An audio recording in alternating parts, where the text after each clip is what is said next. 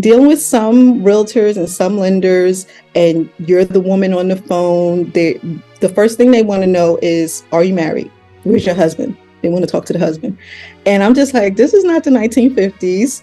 He is busy and this is my transaction, so you will be dealing with me. Oh, okay, miss. That was that experience. With the realtors, I always would have them, oh, hey, honey, those type of things, like weird things that you just wouldn't do with a guy, It's always Mr., or, sir. But with women, it's like honey, doll, those type of condescending things. So we swapped out that realtor because, if I'm going to spend money with you and you're going to make money off of me, I need you to respect me, just like I'm respecting you.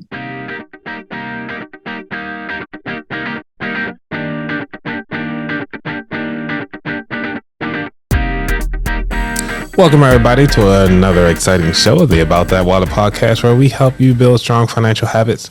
I have the honor to bring on Zena Dixon, who is actually a software developer, a real estate investor, and an educator. She's been an investor for over a year now, and looking forward to taking more risk in the dream is so much bigger, especially in 2023. So welcome, everybody, to having Zena on the show. How you doing today, Zena? I'm good. Thank you for having me, and good morning.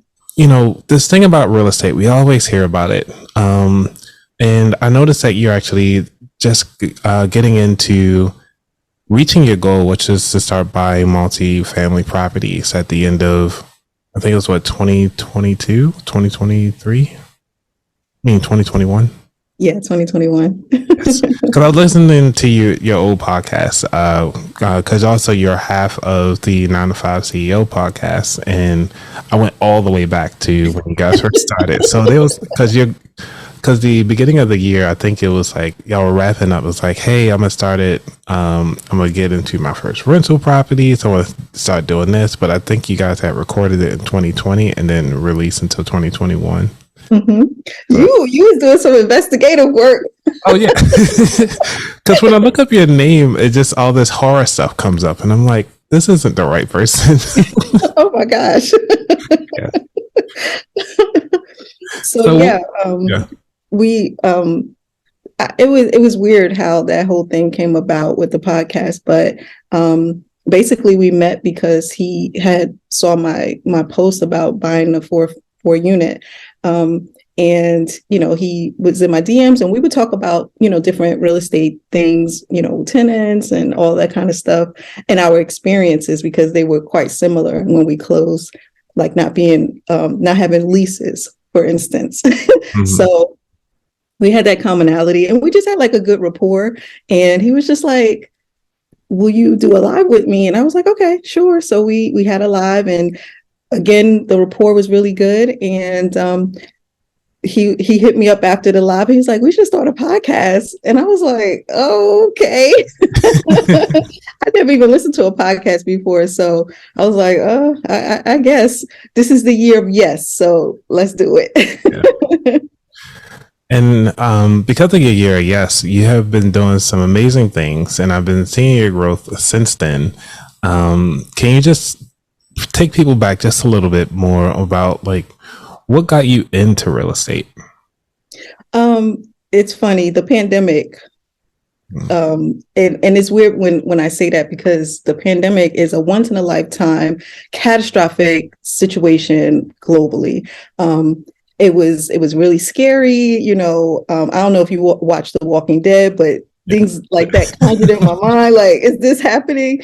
And so, I had just started a new job, and maybe 2 months into it, the lockdown occurred, and, everybody, gets sent home. So, when you first start a job, you really don't have too much to do. So I was on Instagram like constantly, and I just happened across a post that talked about real estate and buying multifamily and how you can get cash flow. And that just clicked for me. I was just like, how I not ever know this at my big age, And so it led me down a rabbit hole, because you know how that happens on Instagram or social media. You just keep, and more stuff started, being displayed on my feed. And I happened to come across someone that his information was just a little bit more in depth. It wasn't like very superficial.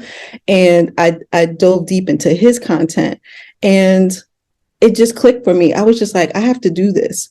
I have to do this. Now, I'll just preface it by saying, me and my husband, we owned a single family. Like, we got married, we bought a house, the whole American dream type thing. But nobody ever mentioned, you could buy multifamily first. You could save money and, cash flow and have tenants pay the rent. Nobody ever mentioned that. The lender, the realtor, nobody, because those individuals, they are primed to sell you your dream house. So, the white picket fence and all that kind of stuff. So this information wasn't widely available. Nobody I knew owned a multifamily in my family, no one in his family, and just nobody in our inner circle. So I told my husband, I was just like, this, I think we need to get into, because we're both older. We're both heavy in our careers, and the taxes are killing us. So I was like, we need something to help offset our taxes. And I think this would be something good for us to get into together as, a couple. And I talked him into buying a $15,000 course, and he had a mini stroke because he's very frugal, but he saw the value and he trusts his wife. So that is so true. You got to trust the other one, especially when it comes to these audacious goals, because, $15,000 is a lot to drop for a course. So take us through, what was it? Some of the key takeaways that got you over the hump to drop your first property. So the key takeaway was that I was in position. Well, I had gotten myself in position prior to, because I had an embarrassing situation at a car dealership that prompted me to get my credit together.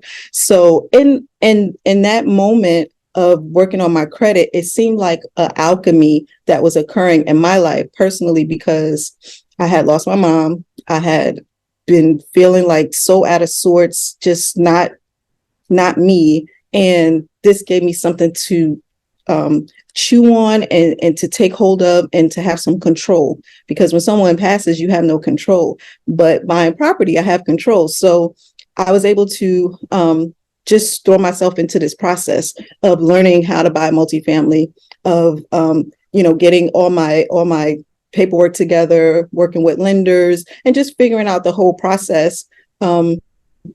Looking at properties, asking questions, working with a realtor, all that kind of stuff. And it really helped me with my depression. Plus, I was able to accomplish a goal that I set for myself. Because at the top of the year, was it 2021? 2021, I said, I'm not going to let this year go without buying a property. Yep. And in June, I was able to close on my first property. Nice. So can you walk us through the numbers of your first property? Absolutely. So again, height of the pandemic, all the stuff still going on. And people were scared to fly. Let me go back. So initially, when I first started looking, I lived in New Jersey, and looking at 4 units was like upwards of $800,000 to $1 million. And these properties were worn down. And I just mentally, I could not wrap my head around paying so much for a 4-unit building. So again, Instagram to the rescue, talking about real estate, buying out of state, out of state investors. So I was like, okay, let me look at that. So I had come out to Chicago for work one year, and I like Chicago. I think Chicago is a vibe, especially during the summer. And I was just like, well, let me look at their inventory, because I know that they have a lot of multifamilies. And, I had put in like 3 offers on the 3 different buildings, and the last one stuck. And even though, which I caution my clients and students now, do not buy at market, buy under market. But at the time, I was just in a frenzy. I was like, so I did buy the property, and my interest rate was like 2.7%. I inherited tenants. So I walked into a situation that was newly rehabbed, that had tenants in place. The property passed the self-sufficiency test, which is 75% of the rents have to cover the mortgage. And that was true with the rents being under market. So I was just like, this is a no-brainer for me because I'm going to bring the property, the rents up to market, the unit that I'm supposed to occupy as the owner occupant. Once I leave, that'll be an additional $1,200 to $1,300 in cash flow. So I was just like, I'm still winning, it's okay. And at the end of 2021, the identical building across the street was purchased and they paid $50,000 more than I paid. So that bumps up things because of the comps. So I was just like, this was a good experience. So how much did you pay for the property? $457. Okay, so $457. So that means the one across started for $507. Just rough numbers. Yes. That is amazing. Yeah. Especially at like, was it 2.7%? Yes. Yes. And you did it through the conventional way or hard money lender, or how did you defund it? I did FHA with 3.5% down. I did not go after any down payment assistance programs because I'm impatient. When I want something, I just want it right then and there. But again, something I teach them, my students in my one-on-one consultations is go for the down payment assistance because you can get 100% down payment assistance and you get to keep more money. So you can probably get into another deal. But because I'm impatient and because I just had this need to like really, really close on a property and get it done as quickly as possible to cross that off my checklist, I just paid out of pocket. But still, the leverage that's there was tremendous. So to me, it was just a no-brainer. Nice. Now, because real estate is mostly male dominated, how was that being a woman inside this environment has been beneficial or detrimental to your experience?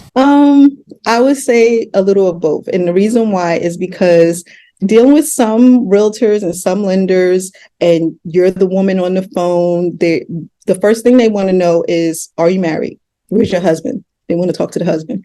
And I'm just like, this is not the 1950s. He is busy and this is my transaction. So you will be dealing with me. Oh, okay, miss. So it's like a bias, like off the rip with some people, not everybody. But for me, that was the case. So, we get on the phone and they're just like, okay, so let's run your credit. So the assumption is, I feel, and what's been my experience is when you have a Black sounding name or ethnic sounding name, they don't think that you have your stuff together. So, he was very condescending initially until he ran my credit. My credit is almost 800. I became Miss Dixon. Okay. I became, if you was in the office, I would offer you something to drink. It was the whole tone changed. So that was another thing that I noticed. And long story short, we had to get rid of him because he was being weird. So I found another lender and he was amazing. That was that experience. With the realtors, I always would have them, oh, hey, honey, those type of things, like weird things that you just wouldn't do with a guy. It's always Mr., or, sir. But with women, it's like honey, doll, those type of condescending things. So we swapped out that realtor because, if I'm going to spend money with you and you're going to make money off of me, I need you to respect me just like I'm respecting you. So spend your money where you are respected. That is the lesson in that. But the realtor that helped me buy this property, he was amazing. And we're good friends now. And he's like, I want to do some deals with you. So nice. Because real estate is really as you can say, it's a relationship type of business. And you already denied so many people just off of the relationship and the feelings that you were getting from them. I actually wrote down, I was taking some notes because I was listening to some other people here, and I'm not sure if you heard of these yet, but these are most common things if you don't think about them, which is, because it's a people business, you need the 3 Ps, which is a provider, a property manager, and some payers. Property manager could either be yourself, or you can actually hire them out and so forth. So do you actually manage your own properties yourself, or do you hire out? I do. I manage my own properties primarily because I have the time. That's the first thing. The second thing is I wanted to learn how to manage. So when the time comes that I hand over my properties to a property manager, I already have my systems in place, how I want you to run my business, essentially, because that's what it is. I wanted to get to know my tenants. I wanted to get over the fear of dealing with tenants, because I can't tell you how many DMs I get about, oh, I want to buy a property, but I don't want tenants calling me at 1 o'clock in the morning. And to be honest, complete transparency, that's happened to me one time, and that was very recent. And the reason why that happened is my tenant, he's sick, and he's 76 years old. He was sick, and his nephew came home, late at night, and naturally the tenant, he's sleeping because he's an older gentleman and he's sick. Right. So he's like, the heat is not working. The nephew, he says the heat is not working. So he wakes up and he calls me, and he's not cognizant of the time because he's just been woken up out of his sleep. So and in Chicago it gets pretty cold, and it was super cold then. So I didn't mind, when he told me that, I sprung into action. I got on the phone, and I, was able to get service out here. But that was the only time that happened. And, but otherwise, they adhere to my business hours. And, it hasn't been an issue. So I wanted to know all the nuance of dealing with tenants. And I'm an ethical landlord. Like, a lot of times when people buy property, they'll be like, I want to take it vacant, leaving the seller to, displace those individuals or rehome them. And again, it was, COVID.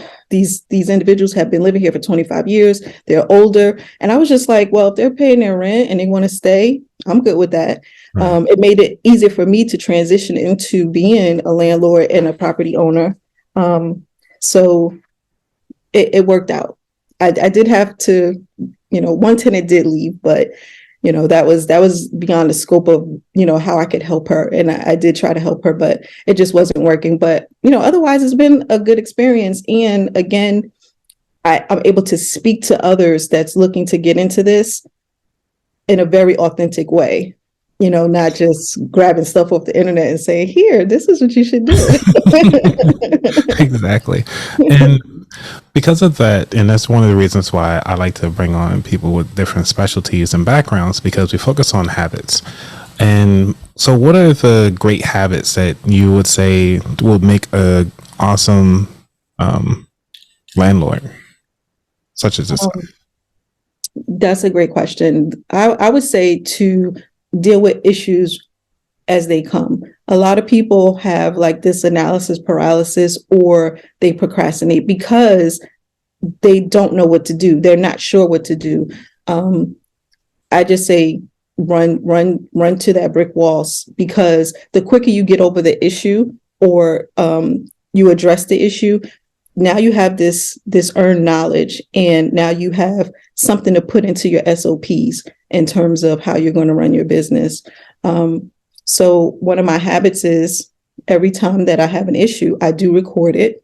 And I look at, how could I mitigate this happening going forward? So when I first bought the building, I didn't have I have home serve, and it's like an insurance, and they send technicians out, and you pay a monthly fee. And typically for all of the things that's covered. So for instance, I have heating and plumbing. So of course, if something happens with the heat, they come out and fix it. There's no additional cost to me. If there's clogs with the drains, they come out and fix it. No additional cost to me. And it's only like $8 a month. So initially when I didn't have that, right. So initially when I didn't have that, I was paying like $300 to people on Thumbtack to come out, because and also at the time I was still living in New Jersey. So I was remotely managing, vendors coming to the property, coordinating with the tenants, and all that kind of stuff. So I was just like, how can I make this process easier for me? So, my older tenant, who's been here a while, he's like my building supervisor, and he meets with the vendors, and he was collecting the rents and stuff like that. So that was my thing. Like, how do I minimize the effort that I have to put forth for maintenance? How do I streamline the process of getting people out to make repairs? How do I streamline, just managing that whole thing? So that's what I did. I look for ways to bring down my expenses, because I can't afford $300 calls all the time. And and putting in maintenance plans. So every spring we change out the filters, we have all the clogs cleared, so this is preventative maintenance that, will prevent me from having issues like when the weather gets bad and stuff. I like that. So we're going to move on down to the third segment, which is the futures. So where do you see yourself, or actually what skills or habits that you feel that you need to take you to the next level? So I feel like a lot of the things that I've had to learn to take me to the next level, I've had to learn by going through it. So currently I'm in a flip in Chicago. Well, actually in Oak Park is adjacent to Chicago, which I've learned the lenders will lend in that area, but they don't really want to lend in Chicago for whatever reason. But working through that flip, I've had to learn a lot of things that I didn't know prior, even with the trainings and the mentorships that I paid for, because a lot of times you just won't get this information unless you go through it. And that's the value of having mentors and coaches, because they've actually gone through it, so they can help you with the landmines of different aspects of the real estate business. So I know that I need to have help because I'm a full-time software developer, and that takes up a lot of my brain power. Like my head is smoking at the end of the day. So dealing with permits and contractors and managing all of that, I've identified that I need help. So, as my husband and I talk about scaling our business, it's just like, how do we optimize our processes so that we can, scale more smoothly? And one of those things is adding, a VA to handle the back end and a project manager to be on site to manage the day-to-day.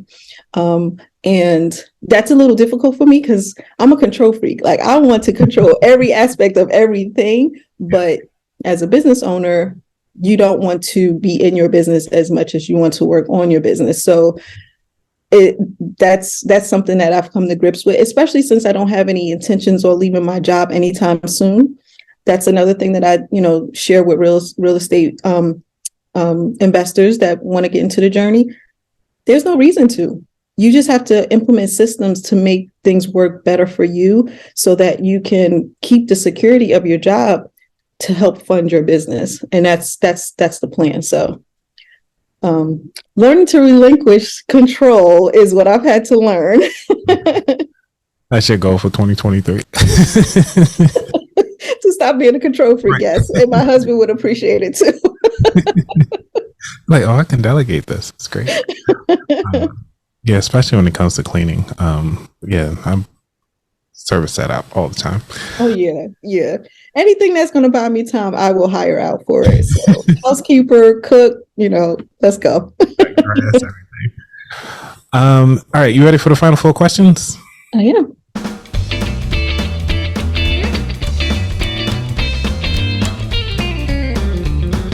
Alrighty. So what does wealth mean to you? It means freedom. Because even though I just said that I don't want to leave my job, I do eventually. That's the goal. So to have the time freedom to enjoy, my marriage with my husband, and before we get too old to, be trotting off to different islands and stuff. I want the liberty of doing that. And because I've made good money for most of my adult life, I can't say that it's a financial thing because, studies show that once you make $70,000 a year, making more than that really doesn't make a difference in terms of your happiness. So I can't say that, making more money is going to make me happy. Yes, it will give me freedom to do different things, but I'm pretty content with my life. I just want to keep pushing the boundaries of what I can do because that's exciting to me. So that answers the question. So I'll be rooting for you though. Thank you. Number 2, what is your worst money mistake? My worst money mistake. I used to waste a lot of money before I got into real estate. I was just like a spendthrift. Like, I hope that's the right word. Someone that spends a lot of money. My husband, he's always been the frugal one, but I'm just like, I want that Gucci bag. I want those Louis Vuitton shoes. I just, I'm just spending my money. I was not a good steward of my money. Not really planning for retirement in a meaningful way. But once I became an investor, every dime counts. Everything. I told my husband, I was like, this is the richest and the most broke I've ever been in my adult life. I like that. Because everything all my money is tied up in investments. So, I was just like, we have like $2.5 million worth of assets, but our liquidity isn't there. And it's just like, I've never felt this tight before financially, but it's given me a lot of discipline. Like my bank statement, when I sent it to my bookkeeper, she was like, Zena, you have like a whole page of Uber Eats. What is that? I'm trying to run a business. I can't got time to cook. She was like, you are spending so much money. And I'm looking at it because, like every apps make everything easy. You press a button, you get a delivery. And you don't think about the transaction that's occurring until you look at your bank statement. So yeah, I've become a lot more cognizant of how I spend my money. Uber Eats once a month, So that was my biggest lesson, like getting my financials together. But now I'm forced to be disciplined in a way that's very meaningful. So, gotcha. Number 3, what is your favorite financial or non-financial book? My favorite financial book. So, I know probably everybody says Rich Dad Poor Dad, and I like that book. I read that book like maybe 20 years ago. I was always had an entrepreneurial mind. I was in a multi-level marketing back then. And it's like a cult because they want you to read all these different books. No offense to anybody that does MLM, but that was one of the books that you had to read. And that book was transformational, but I wasn't there mentally to really absorb the lessons that was in there. I was just like, oh, that sounds good. Rich Dad, Poor Dad's teaching me lessons, but I wasn't there mentally. The book that I love now is what is the name of that book? The Psychology of Wealth. That book is amazing. I listen to the audio version when I'm driving around, and I'm always like rewinding it because I'm just like, wow, that was such a nugget. That was such a nugget. So that's my favorite book. And then while it's not a financial book, it's a book by Brandon Turner, and it's about rentals. That helped me tremendously. Yes. So, yeah, the book is actually called The Book on Rental Property Investing. It's a great book. I actually read this cover to cover, flying out to Chicago, actually. Are you? Yeah, because, using credit card points, and I only had to pay tax. So it's like $20 just to fly to Chicago. I was like, hey, let's go. He has another book on managing your rentals. That one is amazing too. All right. Yeah, we gotta make sure we drop all of them. Yeah. Number 4, what is your favorite dish to make? I'm a vegan, and I'm a lazy vegan. How when you look at recipes, some of the ingredients is so intricate. You like, I gotta go to Narnia to get this ingredient.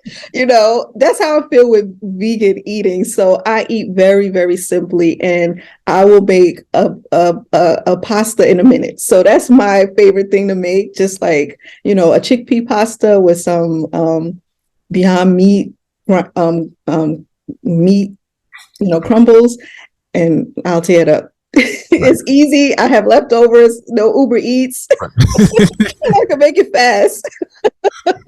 Anything to keep your bookkeeper happy. Right. Exactly. All right. So this is the very last question of the show, which is, where can people find out more about you? They can find out more about me on Instagram. My handle is at Zena Dixon Inc.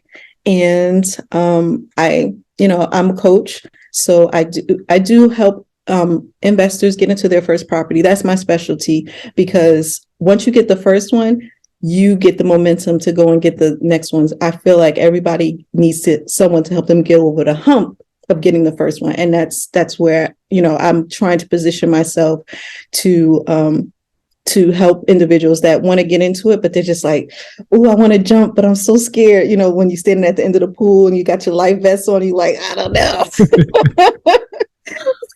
I want to be a resource for those individuals. You're definitely a resource for me because I am one of those individuals. So I appreciate that. And you do a lot of boot camps and so forth. So please, everybody, make sure you follow her on Instagram. She has tons of gems. She constantly going. May not do live all the time because she's obviously always working, but she does show you behind the scenes, which very few people on Instagram do. She, at this time of this recording, she just passed her second of third, what they call them, inspections. Yes. And so the last one is coming up. So I think by the time this comes through, she might have the whole thing rebuilt out. So definitely. That would be amazing. So definitely follow her and continue on her journey. And I thank you so much, Zena, for coming through on the About the Water Thank you so much, Anthony. This was such a pleasure. All right, y'all take care.